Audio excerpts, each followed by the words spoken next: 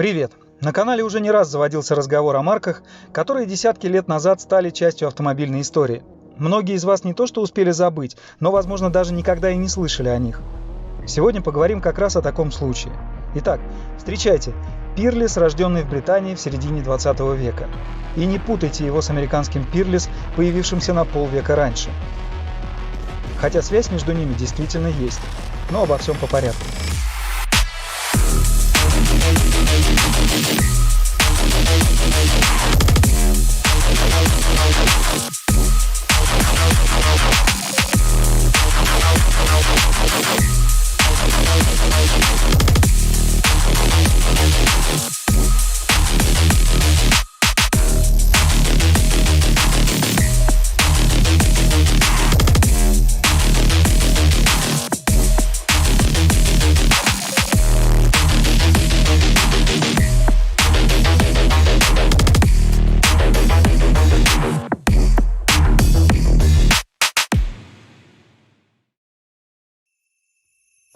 Берни Роджер, уважаемый в автомобильных кругах высококлассный специалист по настройке гоночных двигателей, обратился к гонщикам Джону Гордону, который к тому же еще был и дилером Rolls-Royce, и Джеймсу Джимми Бирнсу с предложением создать прототип легкого и недорогого спортивного гран-туризма. Результатом проекта должно было стать транспортное средство, которое они могли бы самостоятельно использовать на гоночной трассе. А если проект оказался бы успешным, они могли бы продавать спортивный автомобиль сторонним командам. Однако вскоре идея чисто гоночного автомобиля была отвергнута в пользу более коммерческого предприятия. Бирнс и Роджер решили, что деньги можно заработать на мелкосерийном производстве недорогого спортивного гран-туризма. Джимми Бирнс, помимо всего прочего, являлся владельцем ресторана Saxon Mill, недалеко от Уорика, завсегдатаями которого было руководство Стандарт Триумф. Благодаря дружеским отношениям он достаточно легко уговорил их дать согласие на поставку двигателей и других комплектующих для будущего проекта. Один из членов совета директоров Линдон Миллс оказал решительную поддержку вновь образованному предприятию. За основу был взят Триумф TR3.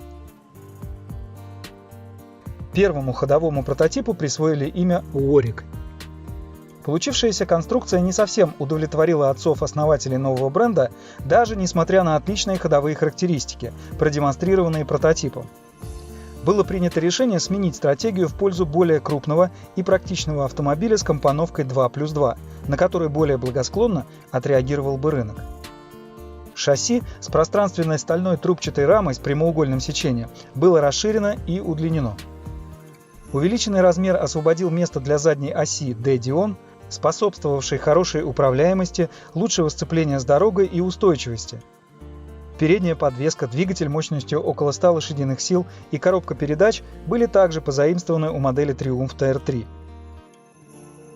И вот второй четырехместный прототип с легкосплавным кузовом был представлен на Парижском автосалоне 1957 года. К началу производства в 1958 году автомобиль был переименован в Peerless. Как странно бы это ни звучало, но название это происходит от одноименной американской компании, и выбрано оно было отнюдь не случайно. После Первой мировой войны партия грузовиков, построенных Peerless для американского экспедиционного корпуса, сформированного в США для участия в операциях на Западном фронте, и британского военного министерства были дислоцированы обратно в Великобританию. Депо в Слау в графстве Суррей, где они хранились и обслуживались, было тем самым местом, где 40 лет спустя был построен Peerless GT. К тому же был расчет на большой экспортный потенциал новой модели в США, где имя Peerless уже было хорошо узнаваемо. Вместо алюминиевых панелей прототипа кузова теперь были выполнены из стекловолокна. Новинка оказалась весьма функциональной и предоставляла большое количество пространства для размещения семьи и ее багажа. И при этом она имела весьма впечатляющие характеристики. В пресс-релизах по всему миру Peerless был охарактеризован как спортивный автомобиль для семейного человека. Несмотря на концепцию кузова 2+2 и чуть больший вес, чем у аналогичных двухместных автомобилей Triumph и Morgan с такими же показателями двигателя, благодаря своему закрытому аэродинамическому кузову Peerless мог похвастаться лучшим сцеплением с дорогой, более быстрым разгоном и максимальной скоростью в 177 км в час. Однако цена, которую просили за никому неизвестный автомобиль, составляла около 1500 фунтов стерлингов, что приравнивалось, например, к стоимости седана Jaguar. А Triumph TR3 можно было купить вообще за 895 фунтов. Очевидно, что клиенты не выстраивались за Peerless в очередь.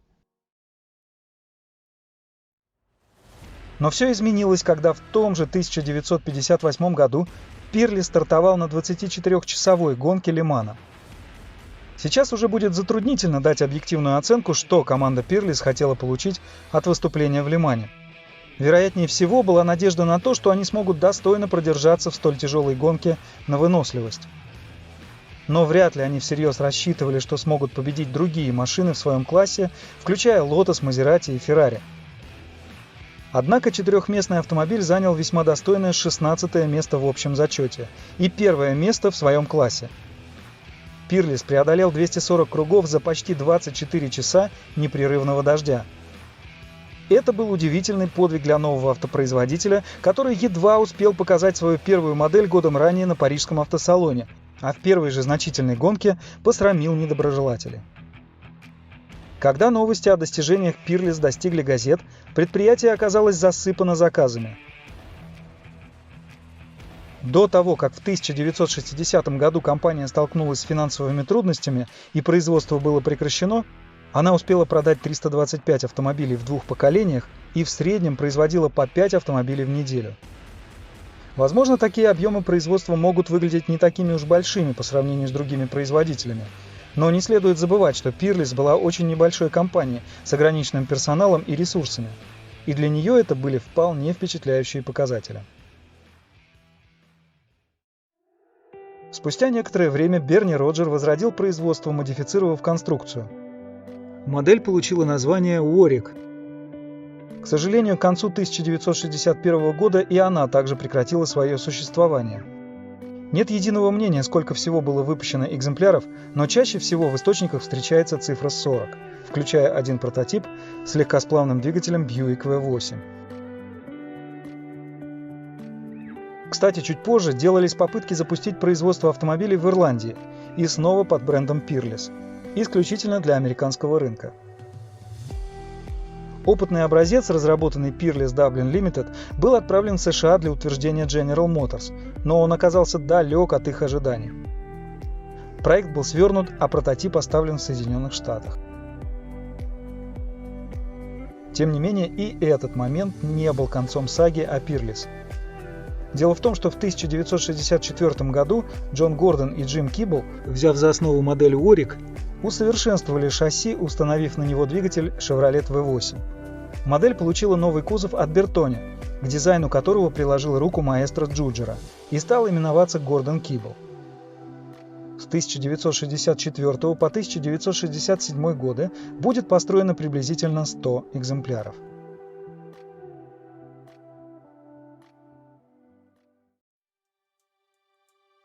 Причиной, из-за которой мы сегодня завели разговор о столь редкой и позабытой марке, стал Peerless GT, которому в сентябре предстоит найти нового владельца на аукционе H&H.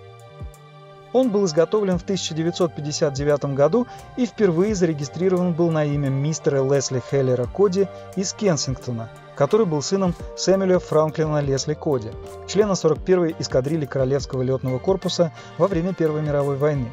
А его дедом был всемирно известный Кол Коди, артист цирка и авиастроитель.